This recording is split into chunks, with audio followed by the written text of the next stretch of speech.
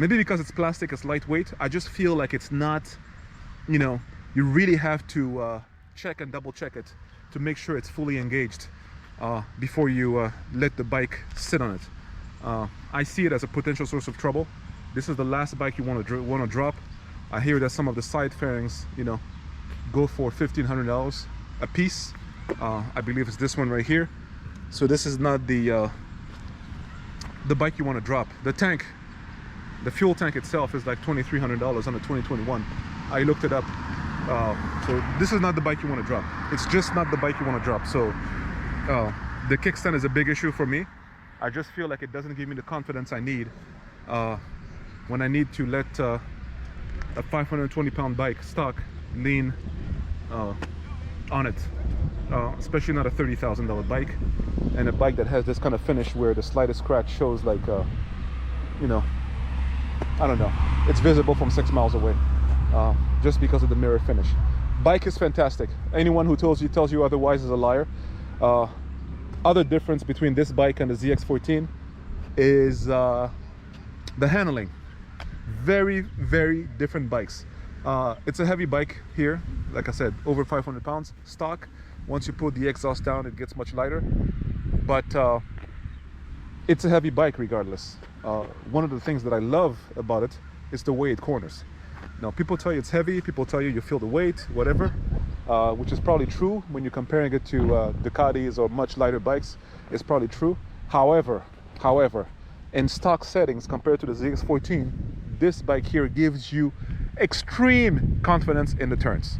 It gives you extreme confidence in the turns. I'm not sure if it's the suspension settings, if it's the this right here, I always forget how it's called, I don't know why, steering damper. I'm not sure what it is, but there's something about this bike that gives you absolute confidence. I've had ZX14s. I had a 2015 and then again a 2017, which I just sold. I can tell you one thing, you know, I feel like I can take the same turns in my same neighborhood, on the same streets, I'm sorry, that I'm familiar with, at a much higher rate of speed on the H2 than I could on the ZX14. At least with a lot more confidence. You know, this thing approaches it's a combination of the tires, of course, the suspension settings, the steering damper, all sorts of stuff, and you know, and maybe the geometry of the bike itself, the frame. There's just much more tightness, much more feedback from the road. The 14 is softly suspended, makes you feel like you're on a touring bike sometimes. This one is not the case. It's stiffer, it's one block, it feels like one block. So when you take tight turns and at speed, you definitely feel like you're steering one block. It's a single block, it's a solid piece of metal. That's what it feels like. And you don't feel like you're all over the place. There's no wobble, there's no lack of precision, there's no instability. You take the turn, you tell the bike you want to take it, and the bike tells you, you know, the bike just follows your lead. I feel also much more comfortable leaning in corners compared to when I was riding the 14. Anyway, the bike is new to me. I wanted to get a 2021. I never ordered it. Looked it up online one day and I saw there was one at the dealership. I'm not sure how it got there because they're special order only. But put a deposit on it, traveled halfway across the country to pick it up, and it was there, and I loved it. Absolutely loved it.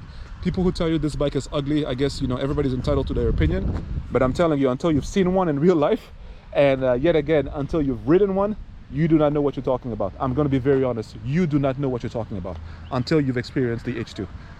Don't BS people. You do not know what you're talking about. This thing is absolutely fantastic to ride. Probably the most thrilling motorcycle I've had in my lifetime, and I've had about 6 or 7. Not because of the power, not just because of the power, but also because of the feel. Not as comfortable as the 14, that's the one last thing I'm going to say. Nearly not as comfortable. There's a huge difference.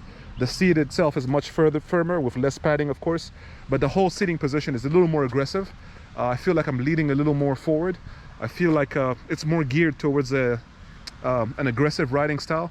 If I had to ride for 2 or 3 hours, I would definitely get my 14, which I don't have anymore, but I would definitely ride a 14 over an H2. No doubt about it, hands down. But for the fun of it, for the twisties, for the sheer speed and and spirited accelerations, nothing beats the H2. At least nothing beats the H2 among the bikes that I've ridden or test ridden in my lifetime. So more videos to come. Just wanted to say hello and talk about the bike a little bit. I love it. I absolutely love it. I don't regret buying it 1 second. I feel like this is something that I should keep because it might become a collector's bike. I think there's some rumors that Kawasaki might stop manufacturing it, although I don't see how that's possible. I just don't see how that's possible, because if they do, then they'll have a big gap in their product line and they'll have to replace it with something else, and that something else is not yet known. I'm not aware of any patents, any information suggesting that Kawasaki has taken a different direction on its super sport motorcycles. Anyway, gonna go for another ride. Hope you guys have a good evening. Talk to you later. See you later.